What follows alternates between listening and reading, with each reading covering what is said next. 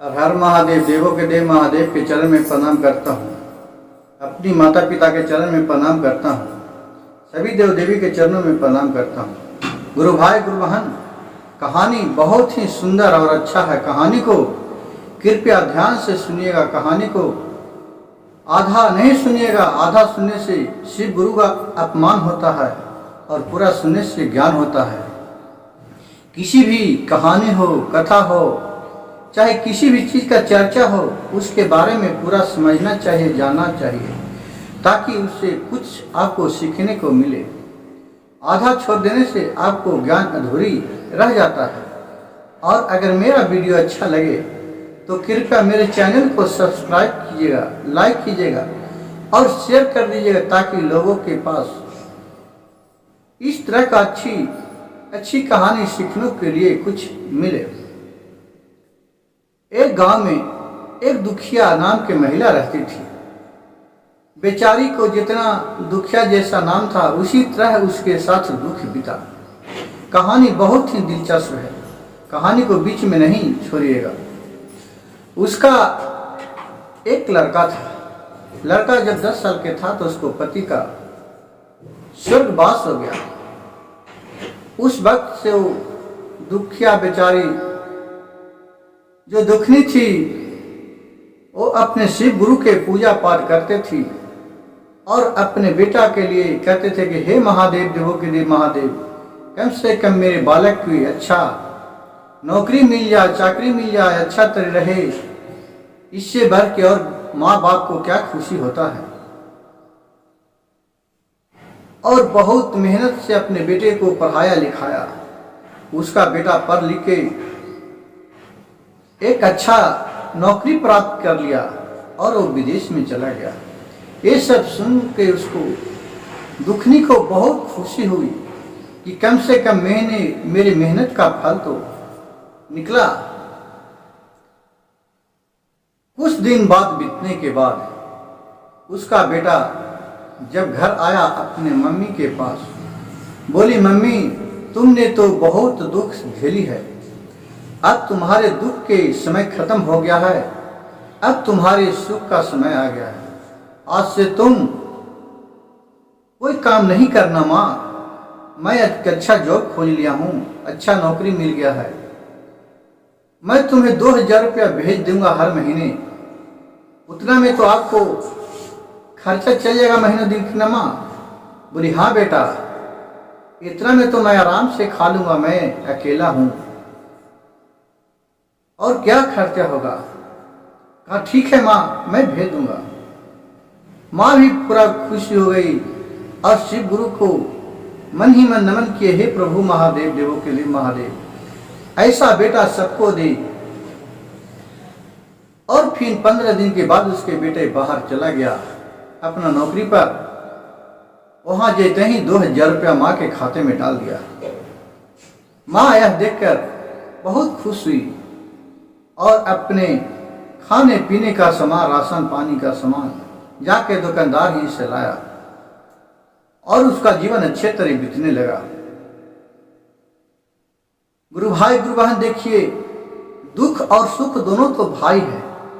कब किसका दुख आता है, कब किसका सुख आता है, उसको कोई नहीं जानता है। लेकिन कितने लोग हैं जो कि जब सुख आता है तो अपने आप सभी दुख को भुलाकर और अपने आप को महान गिनाने लगते हैं। लेकिन प्रभु का महिमा कोई नहीं जानता है। जिस तरह उसका दुखनी माए रहने लगा, 2-4 महीना पैसा भेजा और फिर 1 महीना पैसा नहीं भेजा। अब ये जाके जिस राशन के दुकान में से राशन लाता था और पाव भर दूध लगा दिया था कि चलो मैं पाव भर दूध पिया करूंगा और राशन पानी आ जाएगा और फिर इतना में तो हम लोग को गुजर बसर चल ही जाएगा। 1 महीना पैसा नहीं भेजा तो जाके दुकानदार से बोली बूढ़ी माँ कि बाबू जी, अभी सेठ जी मेरे बच्चा के पैसा नहीं आया है, अगले महीना में दे देगा तो मैं पैसा दे दूंगा, उधार सामान दे दीजिए क्योंकि मैं सामान तो आप ही से ले जाता हूँ ना। कहा कि हाँ हाँ माँ ले जाइए, कोई बात नहीं है, आपको जितना इच्छा है जितना ले जाइए। कहा ठीक है, लाया। अब बूढ़ी माँ सोची कि दूध नहीं लाता हूँ क्योंकि पैसा भेजेगा, कब भेजेगा, नहीं भेजेगा, मानेगा नहीं मानेगा, दूध मैं नहीं लाता हूँ, नहीं पीऊँगा, जब पैसा आएगा तो फिर दूध मंगा लूँगा। वो सोच के दूध वो लाने के लिए बंद कर दिया और दूध फिर देने के लिए भी वो कुछ नहीं बोलचाल किया। सामान लाया, 500 रुपया उधारी हो गया, 1 महीना नहीं पैसा भेजा, फिर दूसरा महीना भी लास्ट होने वाला था। अब उधार देने के लिए सब उसको जो दुकानदार था बोला कि नहीं, तुम्हारा बेटा नहीं पैसा भेजेगा तो मैं क्या करूँगा, मैं तुमको उधार नहीं दे सकता हूँ, मैं तुम्हें उधार पैसा नहीं दूंगा। बहुत गिघाया में गिघाया, बाकी नहीं देने के लिए बोला। फिर अपना बेचारी आई दुखनी और अपने नीमक और पानी अपना घोर के पी ली और अपना रात में सो गया। लेकिन उससे कब तक गुजारा चले। फिर बिहानी होला गया उसी सेठ बनिया के पास, बोला सेठ जी आज उधार दे दीजिए, पैसा तो मान लिया कि अभी नहीं तो 15 दिन में तो चल ही आएगा, पैसा सब आपको जोर मार के दे दूंगा जितना होगा जितना। कहा कि नहीं बूढ़ी, नहीं दूंगा। उसी दोनों में वार्ता हो रही थी, बातचीत। उधर से डॉक्टर आ गया पैसा लेके, बोला कि बूढ़ी माँ आपका मनी ऑर्डर आया है। बोला कि मनी ऑर्डर आया है, सब समझ गया कि पैसा आ गया है। कहा कि ठीक है दीजिए। कहा कि माँ इसके लिए आपको 100 रुपया जमा करने पड़ेगा, तभी आपको पैसा मिलेगा, नहीं तो नहीं मिलेगा। बोला कि बेटे मेरे पास तो अभी 1 रुपया नहीं है, जाओ ना उसी में से तुम काट लेना, काट के देना। कहा कि नहीं माँ मैं काट के नहीं दूंगा, तुम्हें पैसा जमा करने पड़ेगा तब दूंगा।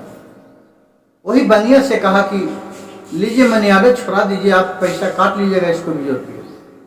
कहा कि ठीक है। वो पैसा दे दिया 100 रुपया और मनी ऑर्डर छुड़ा लिया। पैसा बूढ़ी माँ को पास में भी नहीं मिला। उन्होंने क्या किया, जो सेठ था बनिया, उसका मन में कपट आ गया। वो कहा कि लो सामान देता हूं, अब पहले का हिसाब अपना दे दो। पैसा मांगने लगा तो बोला कि नहीं पहले का हिसाब कर लो तो मैं तुमको पैसा दूंगा। दुखनी बोली कर लीजिए, आपके जब ले गया हूं तो आप ले लीजिए, पैसा काट लीजिए। कहा कि ठीक है। अब वहां जब दुकानदार था उसका मन में खोट आ गया, पैसा देख के लालच आ गया। उन्होंने सारी हिसाब इधर कर दिया और दूध का भी पैसा, बोला कि दूध का पैसा भी होता है हमको 800 रुपया। दुखनी बोली कि हम तो दूध ले नहीं जाते थे तो दूध के पैसा कैसे हो गया, हमको तो दूध तुम दिया नहीं पीने के लिए। बोल रहा है कि दूध तुमको हिस्सा में निकाल के रख देते थे, तुम नहीं ले जाती थी तो उसका में हमको क्या गलती है। दुखनी बोली कि ठीक है नहीं ले जाती थी तो तुम हमको आप बोले कि आप दूध लीजिएगा, हम तो सोचे कि मेरे पास पैसा नहीं है तो मैं दूध नहीं पीऊँगा, नहीं लाऊंगा, लेकिन आप तो दूध दिए नहीं। बोला कि नहीं उसका पैसा भी कटेगा। अभी बेचारी दुखनी क्या कर सकती है, अलचार फंस गई। कह कि आपको जो भी इच्छा है काट लीजिए, इसका ऊपर वाला ही हिसाब करेगा, हम क्या करें। और फिर मिला जुला के सब पैसा उसको काट के बराबर कर दिया सेठ, और उसको 50 रुपया मात्र दिया। कहा कि ले तुम्हारे 50 रुपया बच रहा है। बेचारी 50 रुपया लिया और उसको ही से सारा सामान लिया, अपना आया घर, अपना दाल भात सब्जी बना के आराम से खाया, क्योंकि 1 हफ्ता से वो खाने के लिए छछन रही थी। और जो 50 रुपया बचा था उसको लाल कपड़ा बांध लिया और अपने संदूक खोला। उसमें से उसको मनटीका बच रहा था सोना के, जो उसको पति का देहांत हो जाने के बाद उसको मनटीका को सब निकाल के और उसको बस्ता में रख दिया था। उसको बहुत संजोग के रख ले थी। वो मनटीका लिया और वो अपने कहा कि जब एक घर ही नहीं हमको है, इस घर में रहना ही हमको अब बेकार है। और वहां से अपने दुखनी थी ये बेचारे दुख के माला। वो अपना अपना गहना लिया मोटरी में और अपने मायकों के चले दिया, जबकि उसके मायके में भी नहर में भी कोई नहीं थी। उसका माँ पिता सब मर गई थी, क्योंकि वो माँ पिता के एक ही बेटी थी। उसका भाई भतीजा भी नहीं था। वहां गया तो देख रहा है कि उसका घर है जो ढहा माना गया है। एक रूम किसी तरह के बच रहा है, उसमें एक उसी टोला के औरत रह रही है। गया, इसको देख के लोग बहुत खुशी खुशी होने लगा। कहा कि फलनी आए हैं, फलनी आए हैं, दुखनी आई, दुखनी आई। अब अंदर घर में गई, एक दो दिन खाना खिलाई वो बुढ़िया ने, जो बगल वाली थी उसके घर में रह रही थी। वो कही कि लग रहा है कि अब यहीं रहेगी। कहा कि तुम दुखनी यहीं रहेगी, अब तुम अपने घर नहीं जाएगी। कहा कि नहीं, मैं अपने अब यहीं रहेंगी, अब मैं घर नहीं जाऊंगी। कहा कि क्यों, तुम्हारा क्या बेटा है जो कमा के नहीं भेज रहा है क्या? दुखनी बोली कि क्या तुम्हारा तो भी बेटा है, वो तुम्हारे को का कमा के नहीं खिला रहा है, ये तुम मेरे माँ बाप के घर में आके रह रही है। अब उसका बोली बंद हो गया। कहा कि अब जिस तरह मैं बचपना में यहाँ पलाया हूँ, पोसाया हूँ, दुख मजूरी किया हूँ, उसी तरह मैं यहाँ रह के अपना जीवन बिताऊंगी। मैं अब वो सब सारी बात भुला गया हूँ। और अपनी सारी दुख उस बुढ़िया से कह के सुनाई। बुढ़िया ने भी अपने बेटे के बारे में कह के सुनाया कि मेरा बेटा भी है और बहू जो अपने चले गया, हमको नहीं ध्यान देता है, किसी तरह अपना गुजारा बसर कर रहा हूँ। दोनों कहा ठीक है, लेकिन दुखनी बेचारी बहुत सच्चा दिल के आदमी थी। उसके मन में छल कपट नाम की चीज नहीं था। दुखनी बोली ठीक है बहन, हम दोनों यहाँ रहते हैं। और फिर वो दोनों वहां रहने लगे। दुखनी गई सुंदर के यहाँ और अपने मंटिका को बेचने के लिए कहा कि भैया इसको देखिए, ये गहना को कितना मिलेगा, जितना मिलेगा जितना हमको तू दे दीजिए और इसको रख लीजिए, मैं इसको बेच रहा हूं। कहा कि ठीक है। और फिर उस गहने को 20,000 रुपया दिया और वहां से वो अपना 20,000 रुपया लेके आ गया। उधर गांव में पता लगाया तो एक भैंस लिया, वो 12,000 रुपये में कीन के लाया भैंस, और कारी उसको 12,000 में मिल गया और वो कम से कम 5-6 किलो दूध देने लगा। उसको लाके खूब अपना घर में रखा, सेवा टहल करने लगा। भैंस खूब दूध देने लगा, उससे दूध भी बेचने लगी वो और उससे ज्यादा पैसा निकलने लगा। और कहो भी अपना देहात के बात था, गांव घर के जाती थी, आर पर से पगाली पर से घास काट के ले लाती थी और अपना खली चुनी दे के उसको बहुत सेवा टहल किया।